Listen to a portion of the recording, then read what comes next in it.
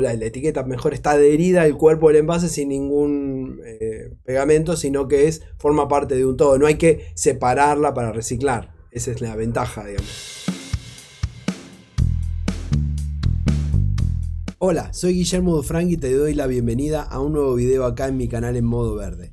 Si es la primera vez que me ves, te cuento que en este canal le damos un espacio a la sostenibilidad relacionado al packaging, al marketing, al branding, a las marcas. Tengo mi libro Packaging para salvar el planeta, que podés conseguirlo en dufranc.com.ar o en el enlace que dejo acá en el video. Este es un video respuesta a un comentario que me hicieron en LinkedIn a raíz de este video que hice analizando sobre los distintos materiales que tiene este pote de queso crema, que era un pote de poliestireno, una funda termocontraíble de PETG, una tapa de color rojo que no se indica el material, pero podría ser poliestireno, y el laminado del opérculo que tiene el metalizado en la parte superior. Una persona en LinkedIn me contactó diciendo que ellos habían hecho un desarrollo que simplificaba todos esos materiales en uno solo, en un envase solo de polipropileno.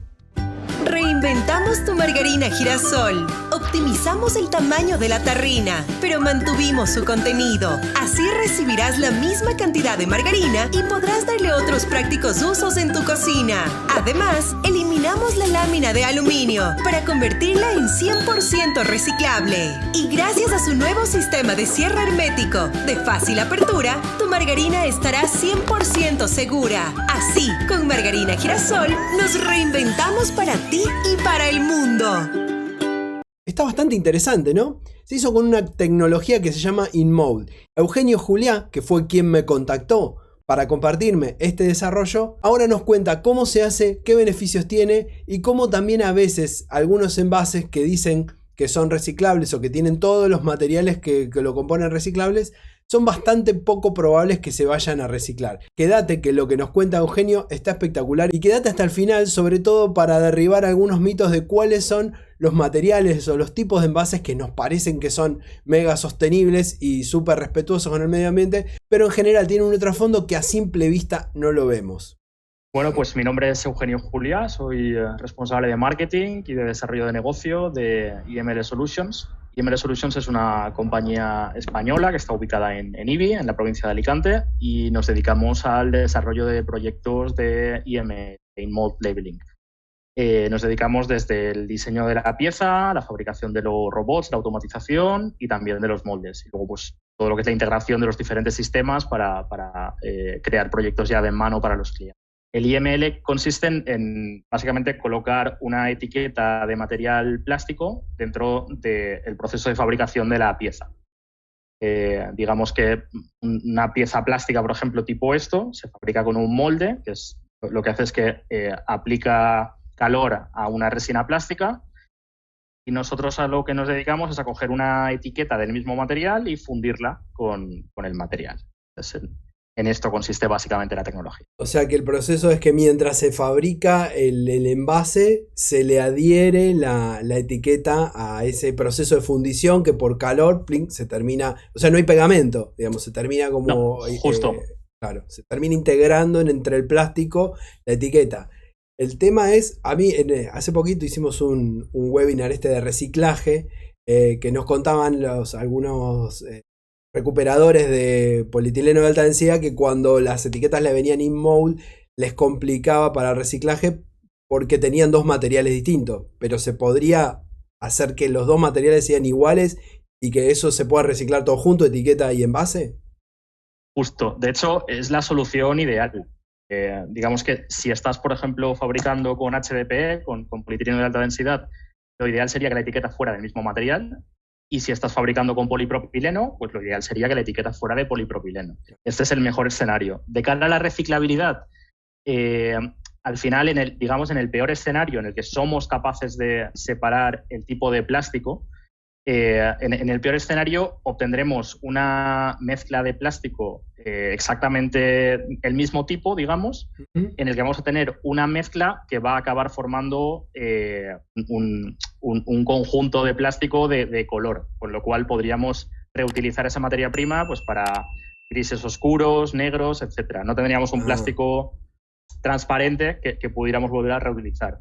Pero en ese lado también se están dando pasos muy importantes en cuanto a la reciclabilidad, y de hecho, bueno, en breve se van a presentar avances bastante interesantes que permiten incluso volver a un transparente, a un blanco, para volver a, digamos que es una economía circular completa, volver a empezar desde cero y poder volver a fabricar un envase del color que sea.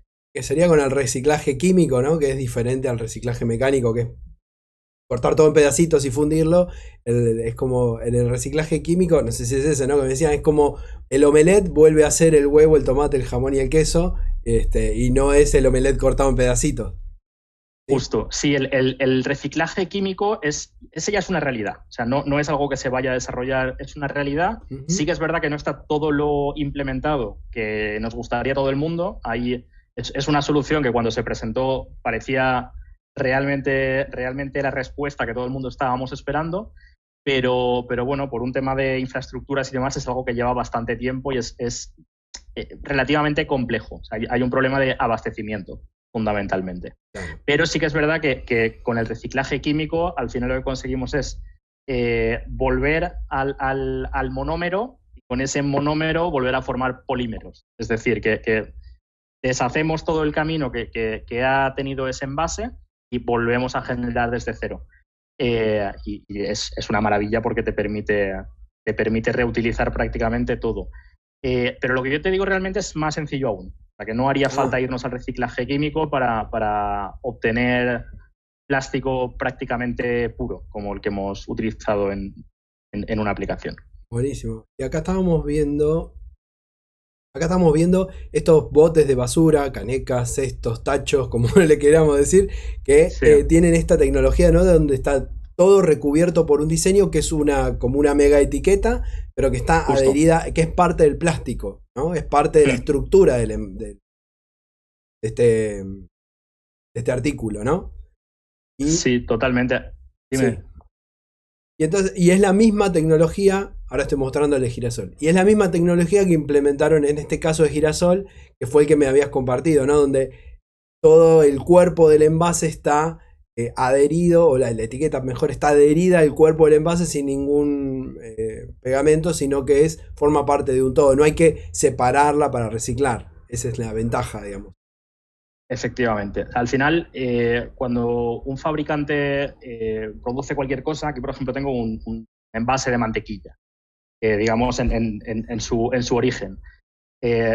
Se fabrique con la tecnología que se fabrique, al final necesitamos decorarlo, tanto por cuestiones legales, porque hay que colocar ingredientes, hay que colocar la razón social de la empresa, por razones de marketing, evidentemente, marca, colores, pues hay una necesidad de decorar, de que se genere lo que es un packaging completo.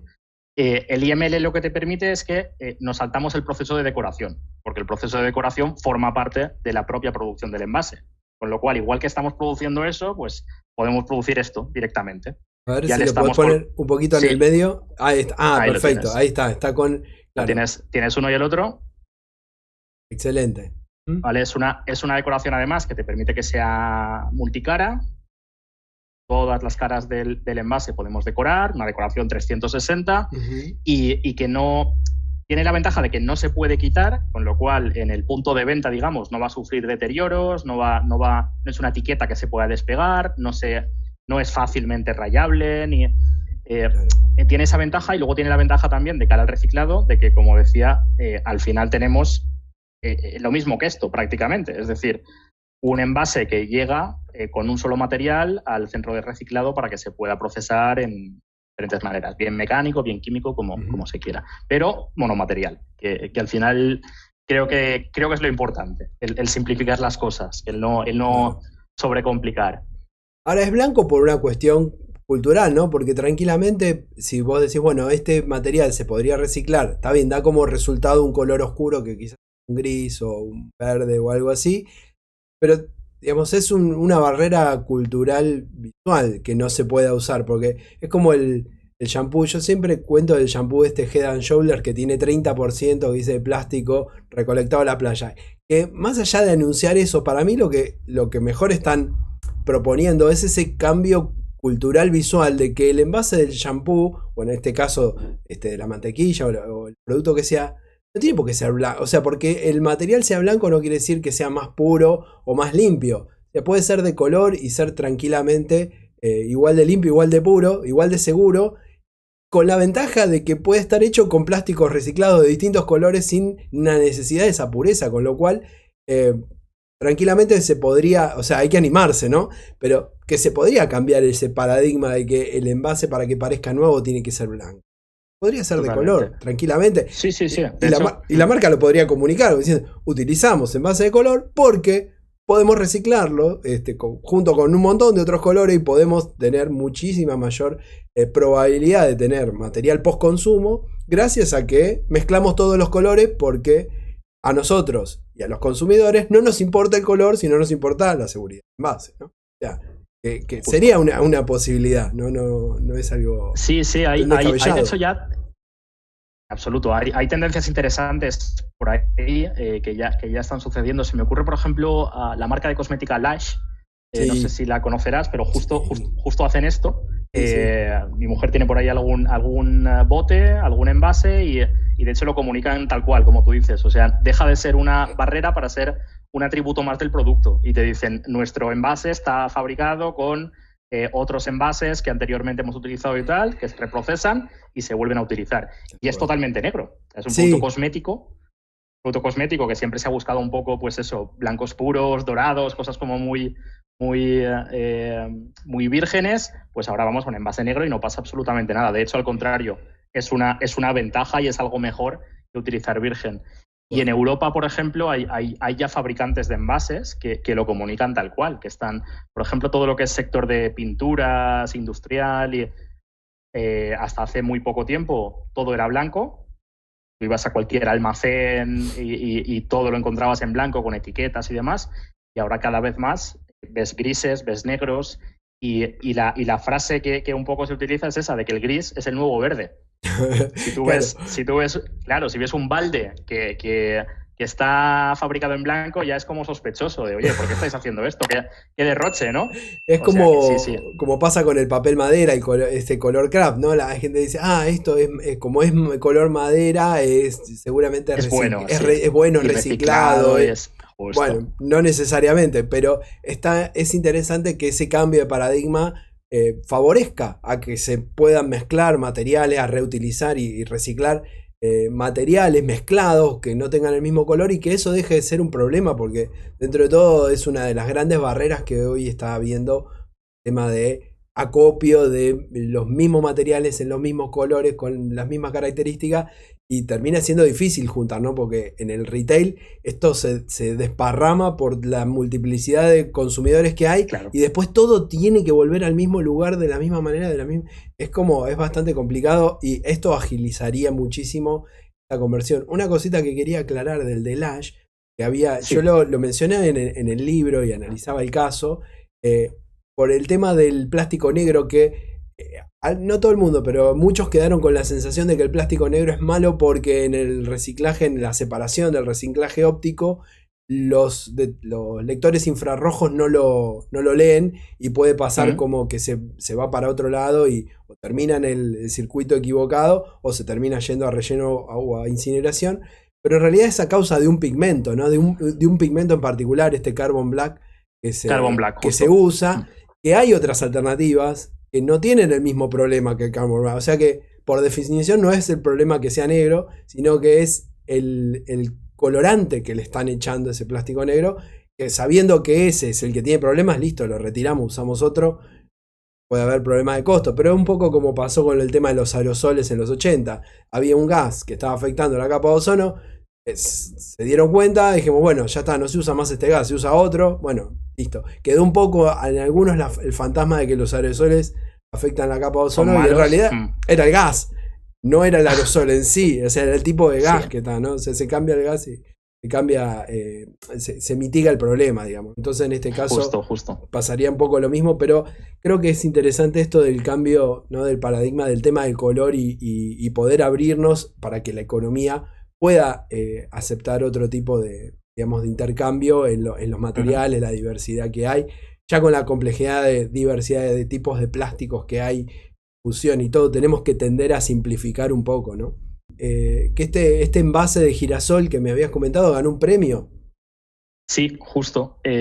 Un poco siguiendo las tendencias que estamos comentando ahora. O sea, al final este era un proyecto de un fabricante de margarina que quería pues un restyling, algo nuevo, tenían un bote que era así redondo, ellos lo que venían comprando era un termoformado al que le ponían una etiqueta de sliver, de estas de un fajín con calor que se acoplaba a la forma, y luego pues yo diría como casi el 99% de margarinas, untables, etcétera, que se venden en el mundo tenía la típica lámina de foil de aluminio para evitar la oxidación y que el producto se estropee y demás, para la conservación. Y bueno, vinieron a nuestra empresa buscando una ayuda en cuanto al diseño, y ellos sabían que éramos especialistas en el tema de IML y demás, y querían explorar este territorio.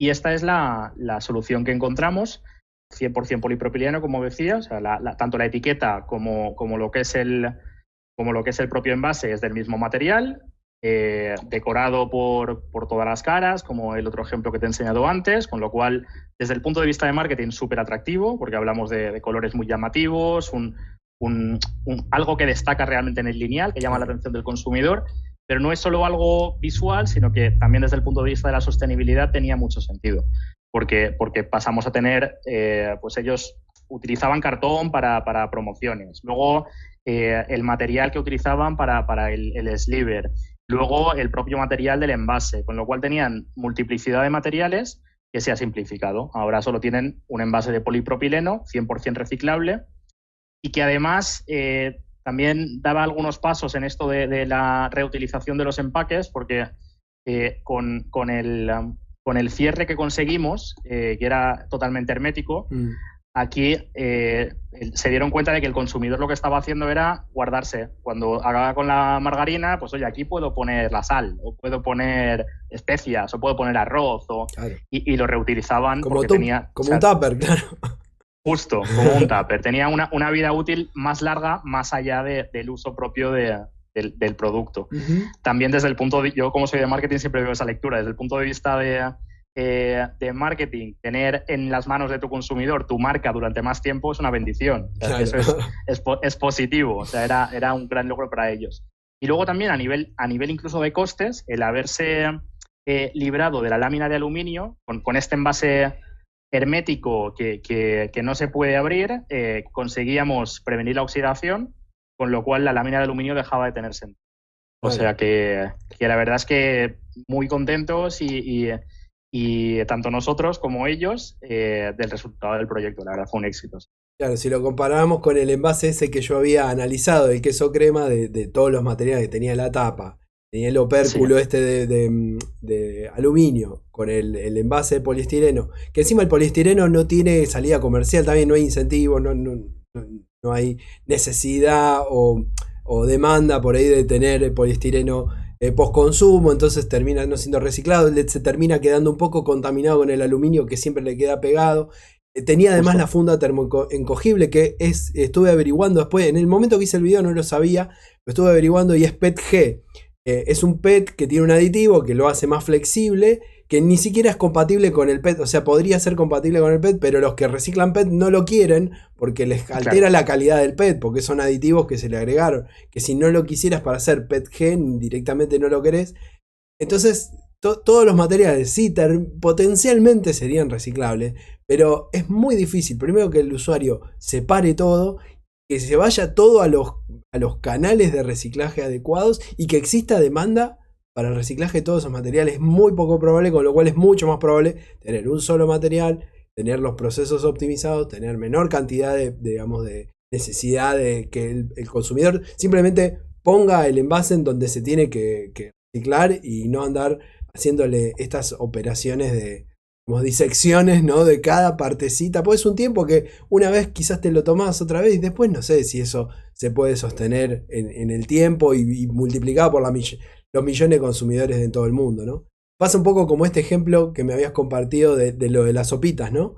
De las sopitas estas que técnicamente es 100% reciclable todo el envase, pero tienen montones de componentes, ¿no? Algunos tienen cartones, algunos tienen termoencogibles. Idealmente debería estar todo impreso directamente en el envase, pero si es poliestireno y sabemos que el poliestireno no va a tener salida comercial, tampoco es muy conveniente que sea 100% poliestireno.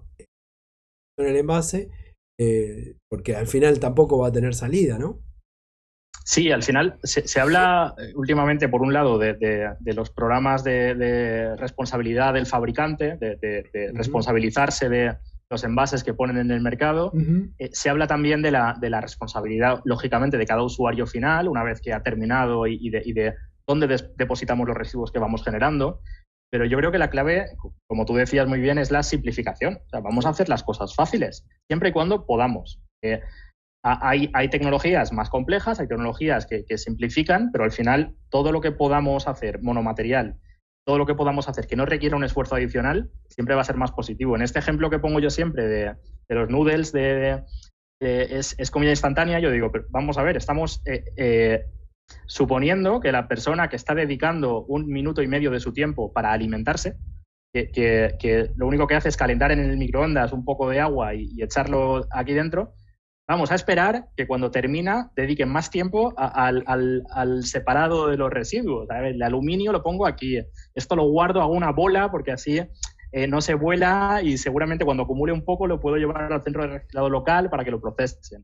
Lo otro, voy a ver si tiene un sliver para separarlo también porque va a otro sitio. Voy a lavar el envase porque así es imposible. De hecho, el otro día veía en Inglaterra se emitió recientemente un documental en el que analizaban un poco el tema del tratamiento de residuos, sostenibilidad y demás, y hablaban de algunos de los esquemas que hay ahora de consumidores que están llevando los envases a ciertos centros en los que se encargan de procesar y de reciclar materiales que, como tú decías, inicialmente no tienen demasiado valor comercial. Y ellos se hacían cargo, tipo pues las bolsas de patatas fritas que tienen laminados, etcétera, todo esto, los envases flexibles para galletas, diferentes tipos de envases. Y cuando analizaban en este documental las cifras reales de cuántas galletas se habían vendido, cuántas decía esta empresa que se habían llegado a reciclar, estaban en cifras de un 1%, lo cual es absurdo. O sea, al final, tanto los fabricantes como los fabricantes, me refiero a dueños de las marcas, como fabricantes de envases, como consumidores también, debemos exigir que sea lo más sencillo posible. No sobrecompliquemos los empaques. Y eso va en contrapartida en este envase que me compartías es de miel, ¿no? Que tiene, claro, tiene todo el aspecto de parecer un envase completamente inocente y angelical para el medio ambiente, ¿no? Por todas sus características. Es un envase de vidrio con una etiqueta que tiene una firma a mano, con una capelina ahí como de tela, una soguita. Sí, justo. Pareciera como el envase más sostenible de la Tierra, pero en realidad, claro, hay un trasfondo de la cantidad de materiales y procesos que hay para que todo esté de esta forma, ¿no? Sí, es uno de los ejemplos que uso de un poco las dos tendencias que bien por necesidades legislativas y por presión, o bien por tendencia de mercado y por intentar hacer un poco cosas diferentes, algunas marcas están haciendo. En este ejemplo, pues como tú dices, es como lo hacía mi abuela, como toda la vida, y un poco también en aquello de la guerra esta contra el plástico, de que parece que si es de plástico es malo, per se, pues hay algunas marcas que lo que hacen es huir del plástico. Y en este ejemplo, pues si al final tú analizaras desde el peso del envase, comparando con una alternativa de plástico de pared delgada, ligero, optimizado, desde el peso del envase a los procesos industriales de fabricación con su propia huella de carbono y con todo lo que eso implica, a lo que supone en cuanto a transporte, o sea, si hacemos un análisis completo del ciclo de vida de un producto, no siempre lo que parece tradicional o incluso lo que parece sostenible lo es. Al final siempre hay que buscar la manera óptima, que conservemos el producto, que no se deteriore, que sea llamativo de cara al consumidor y que luego se pueda reciclar de la manera más sencilla posible. No tiene más secretos. Tal cual, y la clave es en la escala, ¿no? Porque una cosa es esto, ¿no? La abuela que hacía en su cocina, que ahorraba muchísimos procesos y casi no. Yo me acuerdo, mi abuela no generaba basura prácticamente, lo poco que había se quemaba porque prácticamente no había ni plásticos que quemar, no había nada. Y Si eso lo trasladamos a una escala industrial, ¿no? Esto de ponerle la tela con la soga, además del tiempo que lleva, ¿no? Y multiplicado por años y años, y la huella hídrica, por ejemplo, que genera, ¿no? el algodón, bueno, y si está hecho con pesticidas, y si encima hay, digamos, bajas condiciones humanas en el cultivo del algodón y en la producción de las telas, bueno, o sea, ya se empiezan a sumar y a sumar factores que cuando uno ve el envase no se ven, ¿no? Se ve tan lindo que con un poquito de, digamos, con un poquito de tela, una soguita, una etiqueta firmada, ¿no? Pero, digamos, se esconden muchos procesos, no se esconden, hay muchos procesos detrás que no los vemos, que si no lo entendemos como análisis de ciclo de vida completo de todos los insumos, de todos los materiales, de todos los procesos, es el árbol que tapa el bosque, ¿no? O sea, hay todo un mundo detrás. Y acá también hay otro caso de el pouch, el doypack de papel madera, ¿no? Que también suena como, bueno, es la panacea porque es marroncito, se ve bien. Parece que si lo elijo estoy haciendo lo correcto para el medio ambiente, ¿no?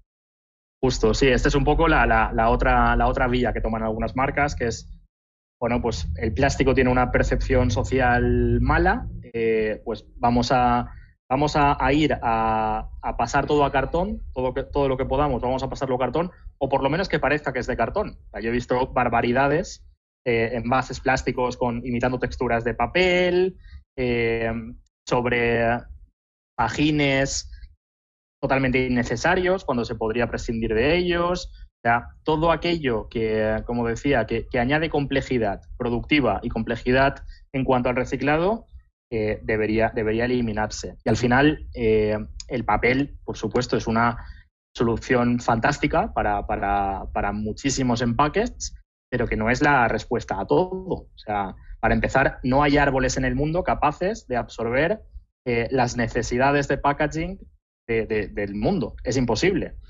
El papel tampoco es algo que sea reciclable de manera infinita. Tiene una serie de ciclos y de usos en los que el papel mantiene unas condiciones y unas propiedades adecuadas para poder volver a utilizarse.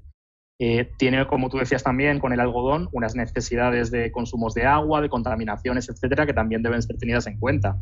Quiero decir que no hay ningún material que nos pueda dar la respuesta a todo, y creo que es la responsabilidad de las marcas y de nosotros como consumidores el exigir que no compliquemos las cosas, que al final sí, elijamos opciones más sencillas, más simples y que nos preocupemos realmente del impacto en el medio ambiente.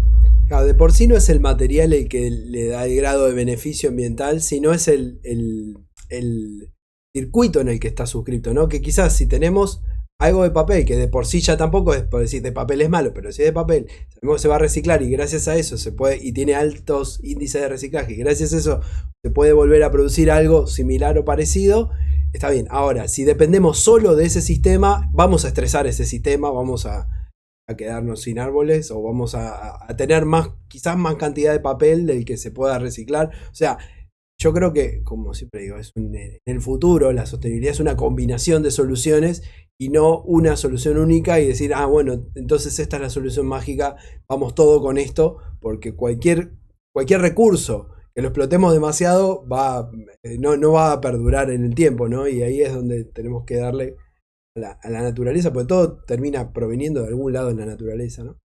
Totalmente. Viniendo de algún lado y debemos darle el tiempo de regenerarlo. Sabemos que, por ejemplo, bueno, los petróleo no se va a regenerar y todos los combustibles fósiles no se van a regenerar en la velocidad que los necesitamos, pero pues, mantener estos conceptos de la simplificación, la monomaterialidad, tener menos requisitos con la cantidad con los colores y con la, digamos, con la pureza visual, ¿no? Porque no digo la pureza química, ¿no? Sino la pureza visual de los materiales, como para estar más abiertos y poder utilizar mayor cantidad de recursos del postconsumo, y creo que esa sería un poco el mensaje, ¿no? De seguir siempre en esa línea. Sí, totalmente. Al final, como decíamos, no hay un material que sea la respuesta a nada, que sea la respuesta universal, es totalmente imposible. Y el ejemplo que poníamos antes de las pinturas, por ejemplo, aquí en Europa, que ya resulta extraño ver algo blanco, porque deja de tener sentido. Tenemos materiales que al final debemos entenderlos como recursos súper válidos y que nos pueden ayudar a dejar de consumir recursos en su origen que vamos a utilizar para otras cosas. Y al final ese es el camino. Optimización y eficiencia, no hay otro. Bueno, te agradezco muchísimo, Eugenio. ¿Cuál es la mejor forma que tienen las personas que quisieran contactarte? Pues a través de LinkedIn, por ejemplo, o a través de mi correo electrónico. Me pueden escribir marketing@imlsolutions.com. Si luego quieres poner un enlace o... Seguro. Sí. A partir de ahí me pueden escribir y nada, cualquier cosa que les podamos ayudar, encantados. ¿Qué te pareció lo que nos contó Eugenio? La verdad que a mí me parece que es interesante esta visión del desarrollo de envases monomateriales, de tratar de simplificar, y también esto que hablamos de derribar un poco estas creencias de los colores que tienen que tener los envases. Así que espero tus comentarios, recomendale a alguien este video si crees que le pueda interesar, y espero contar con tu apoyo para darle mayor visibilidad a estos contenidos en YouTube. Nos vemos en el próximo video. Chao.